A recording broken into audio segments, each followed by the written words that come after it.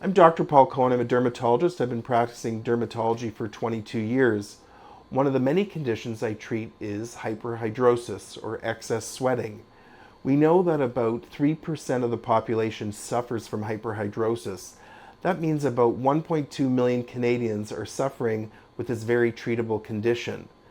Usually the incidence is equal in both men and women, and it can start at different stages of life. Some people might notice excess sweating in their teenage years. Sometimes people won't notice the problem until they're in their mid-20s. In any case, it can be a severely debilitating problem, and fortunately there are many treatments that we have to help these people.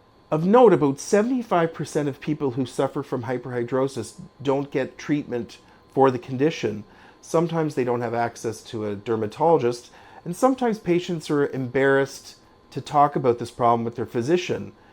People aren't aware that there are a lot of treatments to this very common problem, and we hope that people feel comfortable speaking to their healthcare provider, as there are many great, effective options to treat this condition. So, everybody sweats, and it's normal to sweat when we're overheated and we're in a hot climate, but some people sweat excessively regardless of the temperature. And this sweat can really affect their day-to-day activities. Sometimes the sweating can be barely noticeable, and sometimes it can be very noticeable in terms of soaking their clothes. Their skin can be wet. And again, depending on how bad it is, it can have a negative effect on their daily activities, their self-esteem.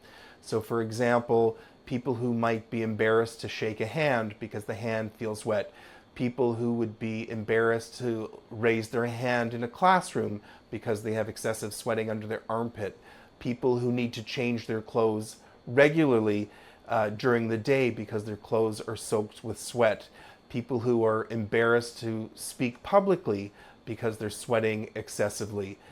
And it really depends on the person, but there can be a large effect on your day-to-day activity. And if it's affecting how you work, how you act, how you socialize, then we know that sweating is a problem for you. Excess sweating can occur in several locations. It can occur in the armpits, which is a common area. It can occur on the hands. It can occur on the body. It can occur on the forehead. And depending on where it is, it can have different effects on your daily activities. There are people who have excess hand sweating who, again, might be embarrassed to shake a hand. It can affect the type of work they do. If you're doing any fine motor skills and your hands are soaking wet, you can be smudging paper when you're writing. It can have a huge effect on your performance, not just socially, but at work as well. People who sweat a lot from their armpits, it can affect their clothes. It can affect their confidence speaking, being out in social engagements. It can affect people's confidence just interacting with other people. For some people, it can cause extreme depression and mood changes and anxiety. Sometimes there's a medical cause that causes excess sweating. For example, thyroid disease, certain medications, drug use. Most of the time, we don't know what causes excess sweating, and this is what we call idiopathic. We're not sure the cause. And for some unknown reason, the nervous system is overactive and causing us to produce excess sweat. Oftentimes, we'll do some investigations to make sure there's no easy treatable cause, but most of the time, we don't have a definable cause and we treat the symptoms. So when people try to treat their sweating, we use antiperspirants, and antiperspirants contain aluminum chloride, which is a very safe and effective medication to treat this problem. The dosage or concentration of aluminum chloride can be varied depending on how mild or severe your symptoms are. So oftentimes people ask me, what's the difference between an antiperspirant and a deodorant? Deodorants often just mask odor, and people often switch from deodorant to find a cure to their problem. Antiperspirants are used to treat the underlying problem that causes the odor. By decreasing the amount of sweat, there's no moist environment for bacteria to thrive in, and it will obviously treat odor. In addition, it treats the excess wetness, it prevents the wetness in our clothes, and really can help treat both problems. If someone has a mild degree of hyperhidrosis, we can use a lower concentration of aluminum chloride. If someone has more severe sweating, the concentration of aluminum chloride can be increased and will be better suited to treat their problem. Many people try natural deodorants to try to solve this problem, but unfortunately they rarely work.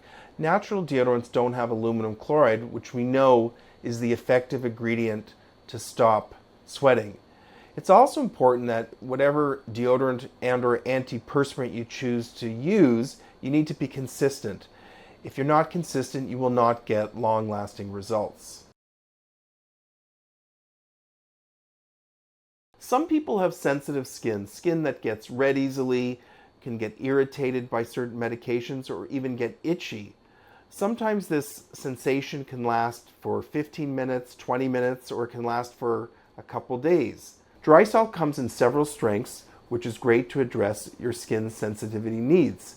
If you have sensitive skin, you'd be wise to start with the Drysol Mild at a concentration of 6.25%. This is a great concentration to get your skin used to the drug. If you tolerate it well, you can then go to the regular strength, and if need be, you can go to the extra strength. The nice thing about Drysol is they have 3 different strengths to let your body get used to the medication and can address people who have sensitive skin. Certain parts of the body are more sensitive, for example, the armpits and the groin. So milder antiperspirants or Drysol Mild would be a good choice for these parts of the body. If the skin is a little bit more resilient, we can increase the concentration of aluminum chloride as tolerated.